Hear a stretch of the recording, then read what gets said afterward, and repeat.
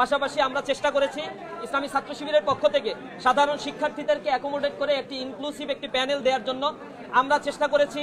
সেখানে যারা ফিজিক্যালি চ্যালেঞ্জদের নিয়ে আন্দোলন করেন, সেখানে অন্যান্য ধর্মাবলম্বী যারা রয়েছেন এবং পাশাপাশি নারীদের অংশগ্রহণ, আমরা এখানে আমাদের প্যানেলের মধ্যে আমরা ইতিমধ্যেই মনোনয়নপত্র সংগ্রহ করেছি।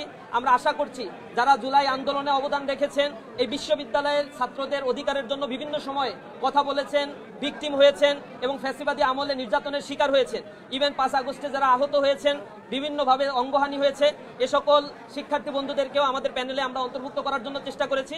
আমরা বিশ্বাস করি যে ডাকসু ইলেকশনের জন্য যে নির্ধারিত সময় প্রশাসনের পক্ষ থেকে নির্ধারণ করা হয়েছে, এই সময়ের মধ্য থেকে সকল প্রকার প্রতিকূলতা মোকাবেলা করে এই ইলেকশনের ব্যবস্থা এই প্রশাসন করবে এবং যথাযথ নিরাপত্তার ব্যবস্থা এই বিশ্ববিদ্যালয় প্রশাসন করে একটি চমৎকার, একটি আনন্দঘন একটি বিশ্ববিদ্যালয়ের নির্বাচন উপহার দেবে।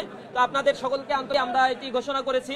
ইসলামী ছাত্র শিবিরের পক্ষ থেকে আমাদের বিপি পদে যিনি প্রতিদ্বন্দ্বিতা করার জন্য মনোনয়নপত্র সংগ্রহ করেছেন, ইসলামী ছাত্র শিবিরের কেন্দ্রীয় প্রকাশনা সম্পাদক, ঢাকা বিশ্ববিদ্যালয় শাখার সাবেক সভাপতি এবং জুলাই আন্দোলনের অন্যতম একজন ব্যক্তি, যিনি সামনে থেকে এবং সকল মেকানিজমেই জুলাই আন্দোলনে যে অবদানগুলো রেখেছেন সেগুলো আপনাদের কাছে পরিষ্কার। আমাদের আবু সাদিক কাইম ভাই ভিপি পদে ইসলামী ছাত্র শিবিরের পক্ষ থেকে ডাকসু ইলেকশনে অংশগ্রহণ করবেন ইনশাআল্লাহ। পাশাপাশি জিএস পদে ইলেকশন করার জন্য আমরা মনোনয়নপত্র সংগ্রহ করেছে ইসলামী ছাত্র শিবিরের ঢাকা বিশ্ববিদ্যালয় শাখার সভাপতি এবং ঢাকা বিশ্ববিদ্যালয় আমাদের কেন্দ্রীয় কার্যকরী পরিষদের অন্যতম সদস্য SM ফরহাদ ভাই। এজিএস পদের জন্য মনোনয়নপত্র সংগ্রহ করেছে ইসলামী ছাত্র শিবিরের ঢাকা বিশ্ববিদ্যালয় শাখার সেক্রেটারি মহিউদ্দিন ভাই।